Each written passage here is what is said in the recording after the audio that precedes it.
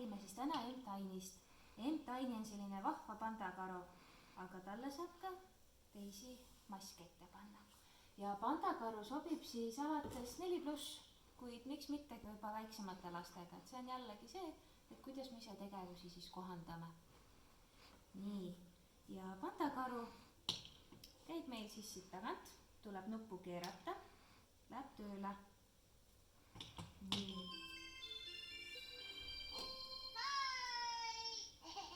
Ja pandakaru räägib meil inglise keeles, et kui Kobo rääkis meil eesti keeles, siis pandakaru meil ingliskeelne väike armas karukene. Ja karule käib kaasaks ka pult. Ja puldil siis külje pealt lülitad sisse, hoiad natukene all. Ja kui tuled lähevad põlema, siis ta on valmis. Nii, ja pandakaruga saab siis mitut moodi liigelda ja tegeleda. Et meil on sellised koodiplokid olemas.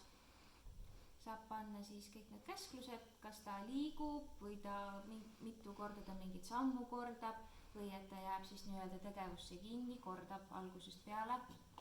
Siis talle saab panna ette maske. Et mina olengi teinud siia sellise aluse, siin on ka sellised suured plokid. Mina tahan, et minul oleks hoopis täna kass. Kass, kes siis tahab kala juurde jõuda. Vaatame, paneme talle maski ette. Nii, nüüd on täitsa kiisu valmis. Ja siis sa saad valida, kas sa liigutad teda ainult puldi abil, siin on see joystick olemas, edasi, tagasi, vasakule, paremale. Või sa võtad siis need koodiplokid. Kui sa niisama kasutad, paned siia ilusti peale. Nüüd ta muutus kassiks. Ja siis liigutad puldi abil. Vaatame, kas ta jõuab kalani.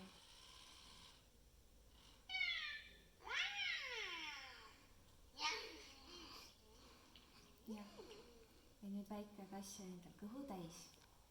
Teine variant on see, et sa selle puldiga pead kõigepealt lugema kogu selle koodi ja siis saad ta liikuma panna.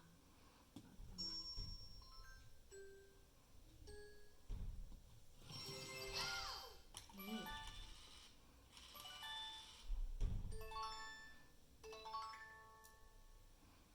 Ja, see praegu ei läinud plaanipäraselt. Aga ühesõnaga, sa saad valida, et kas ta liigub siis plokkide abil või sa ise liigutad. Ja mis on veel, tal on ka emotsiooniplokid, et kui ma näiteks panen talle siit emotsiooni, võtan alguse ploki, panen emotsiooni, lasen tal näiteks niisama liikuda, paneme ühe korra edasi, paneme juurde, et läheb 4 sammu otsa ja lõpp. Vaatame, kas te näete tema emotsiooni.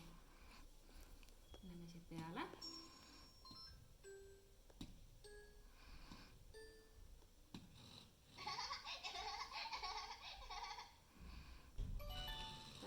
Täitsa hea tuju. Nii. Ja samuti saab ka pandaga siis klaverit mängida. Et meie lastele näiteks meeldis neid. Siin sa saad valida, et kas ta teha kassiks, koeraks, klaveriks, klouniks või siis tuleb selline vaaria, et loosi tahtel. Praegu ta on kass, siit vajutan kassi peale. Ja nüüd võtan siit. Ja muidugi on kaasas ka selline õpetusvihk, kus te saate siis erinevaid radasid talle teha ja erinevaid ülesandeid anda. Head katsetamist!